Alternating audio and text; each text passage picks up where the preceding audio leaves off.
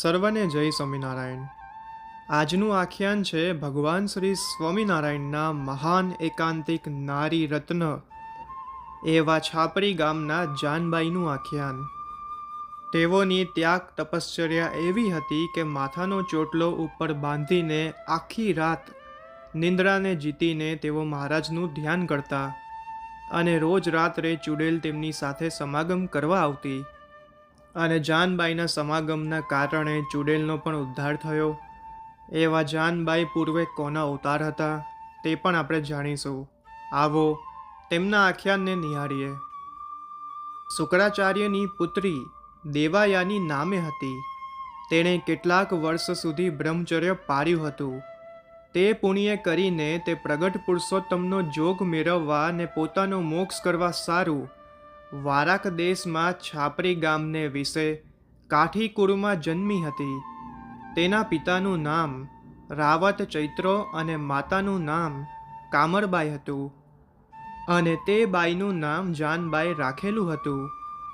એક વખત ગઢડે મહારાજના દર્શન કરવા તે મા દીકરી બંને આવેલા હતા। ત્યારે મહારાજે કામરબાઈને કહ્યું હતું કે આ તમારી દીકરી જાનબાઈ તે દેવયાનીનો અવતાર છે। તે સાંભળીને કામરબાઈ રાજી થયા ને જાનબાઈને તત્કાલ પોતાના પૂર્વજન્મની સ્મૃતિ થઈ। પછી 5 દિવસ ગઢડે રહીને પોતાને ઘેર ગયા। ત્યારે જાનબાઈએ પોતાના મનમાં નિશ્ચય કર્યો છે મારે હવે પરણવું નથી ને અખંડ બ્રહ્મચર્ય વ્રત પાળવું છે એમ ધારી મહારાજનું ભજન કરવાનો અતિ આગ્રહ રાખ્યો ને સાંખ્યયોગના વર્તમાન પાળવા પોતે એક નોખી ઓરડીમાં રહેવા લાગ્યા ને આખી રાત્રિ પોતે આસન વારીને બેસે ને પલાઠી ઉપર ઘંટીનું પડ મૂકે ને ઊંચે વરા સાથે દોરડું બાંધીને પોતાનો ચોટલો બાંધે। એમ રાત્રિ દિવસ ધ્યાન કરતા કેટલાક માસ વીત્યા। ત્યારે તેની માં ફરીવાર ગઢડે મહારાજના દર્શન કરવા સારું જવા તૈયાર થયા ને જાનબાઈને પણ દર્શને આવવા કહ્યું। ત્યારે તે બાઈ બોલ્યા છે મહારાજને ગરજ હશે તો આઈ મને દર્શન દેવા આવશે, હું તો નહીં આવું। ત્યારે કામરબાઈ એકલા ગઢડે ગયા ને મહારાજના દર્શન કર્યા। ત્યારે મહારાજે પૂછ્યું છે જાનબાઈ દર્શન કરવા કેમ ન આવ્યા?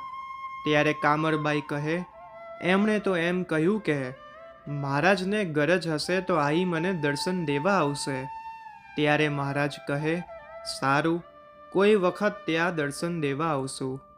પછી કામરબાઈ 5 દાડા રહીને ઘેર ગયા।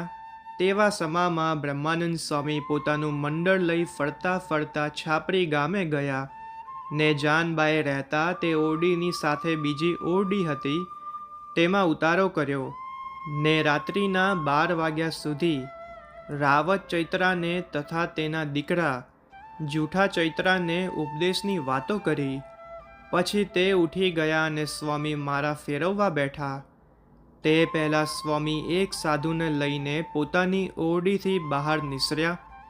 તે વખતે એક બાઈને જાનબાઈની ઓરડીમાં જતી ભારી। તેથી પોતાને સંકલ્પ થયો છે આ બાઈ સાંખ્યયોગ પાળે છે ને એની પાસે આ સમયે કોઈ ડોસી ગઈ તે જો પુરુષ હશે તો સત્સંગની લાજ જાશે।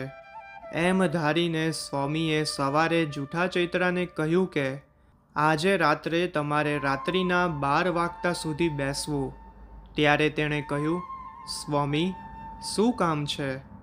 ત્યારે સ્વામીએ કહ્યું કાલ રાત્રિએ જાનબાઈની ઓરડીમાં કોઈક બાઈને પેસતી ભારી છે। ત્યારે સાંજથી જ તે સ્વામી પાસે આવીને બેઠા ને 12 વાગ્યા પછી થોડીક વાર થઈ ત્યાં જાનબાઈની ઓરડીમાં બાઈને પેસતા ભારી।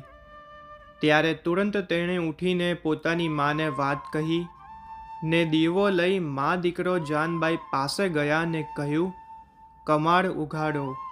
ત્યારે તેણે ઉઘાડ્યું। પછી જૂઠે ચૈત્રે કહ્યું હમણાં અહીં કોણ આવ્યું હતું? ત્યારે જાનબાઈ કહે અહીં તો કોઈ નથી ને હોય તો જોઈ લ્યો। ત્યારે તે વખતે કોઈને ન દીઠું। પછી જૂઠો ચૈત્રો કહે એ બેન તમે માનો નહીં તો આ તલવાર મારે પેટ નાખીને હમણાં તમારી આગળ મરીશ. ત્યારે જાનબાઈ કહે, એ ભાઈ, આ ગામમાં લક્ષ્મીચંદ શેઠના ઘરનું મરીને ચૂડેલ થયેલ છે. તે મારી પાસે હંમેશા મહારાજની વાતો સાંભળવા આવે છે. ત્યારે કહે, તે અમે કેમ જાણીએ? ત્યારે તે જ વખતે તે ચૂડેલ થયેલી બાઈ દેખાણીને બોલી છે, ઓલ્યા અવતારમાં મેં રજસ્વલાનો ધર્મ નહોતો પાળ્યો, તેથી મને આ ભૂતનો દેહ આવ્યો છે. ને હવે મને આ જાનબાઈનો સમાગમ થયો છે.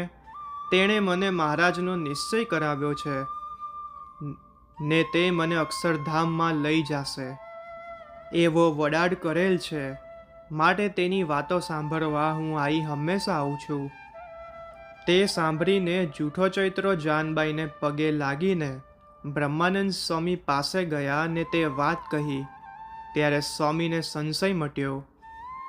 પછી સ્વામી 2 દાડા રહીને ત્યાંથી ગઢડે ગયા ને મહારાજની પાસે જાનબાઈની વાત કહી.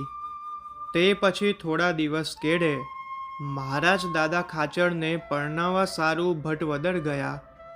ત્યારે બીજે સ્વરૂપે પાર્ષદોને સાથે લઈને છાપરી ગામે ગયા ને કામરબાઈએ ઢોલિયો ઢારી આપ્યો. તે ઉપર વિરાજમાન થયા ને કામરબાઈ પગે લાગીને આગળ બેઠા.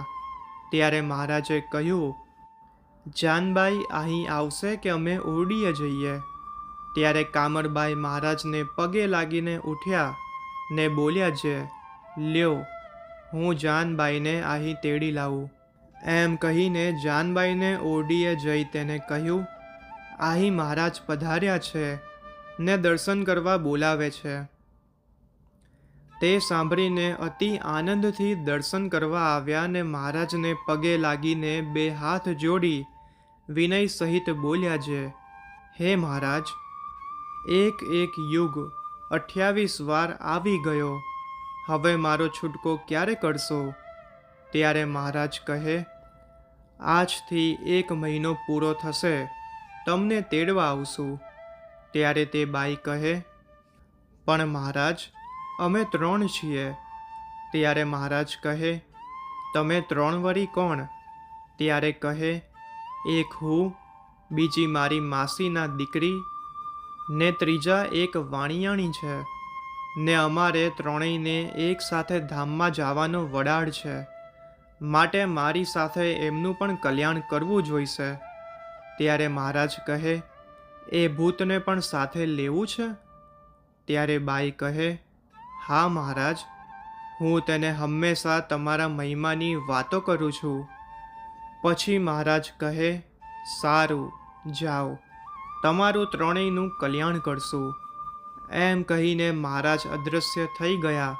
પછી 1 મહિનો પૂરો થયો. ત્યારે મહારાજ વિમાન લઈને જાનબાઈને તેડવા આવ્યા. ત્યારે તે બાઈએ પોતાના માતા પિતા તથા સગા સંબંધીને કહ્યું, આ શ્રીજી મહારાજ મને તેડવા આવ્યા છે ને અમે 3 જણા વિમાનમાં બેસીને ધામમાં જઈએ છીએ. એમ કહી તે અક્ષરધામમાં ગયા. તો આ હતો જાનબાઈનો પ્રસંગ. જેઓએ પ્રગટ પુરુષોત્તમ સર્વોપરી ભગવાન શ્રી સ્વામિનારાયણને ભજ્યા, માણ્યા અને ઓળખ્યા, અને તેઓનો જન્મ મહારાજને પામવા માટે થયો, પોતાનું આત્યંતિક કલ્યાણ કર્યું અને બીજા 2નું પણ આત્યંતિક કલ્યાણ કર્યું. આવા મહાન નારી રત્નોના પ્રસંગો દરેક હરિભક્તોને મોકલજો, જેથી સૌને આ પ્રસંગના દર્શન થાય. અને આ વિડીયો ગમ્યો હોય તો લાઈક કરજો અને આ ચેનલને સબસ્ક્રાઈબ કરી બેલ આઇકનને ઓન કરી રાખજો, જેથી ભવિષ્યમાં જે વિડીયો મૂકવામાં આવે તે તમને પ્રાપ્ત થાય.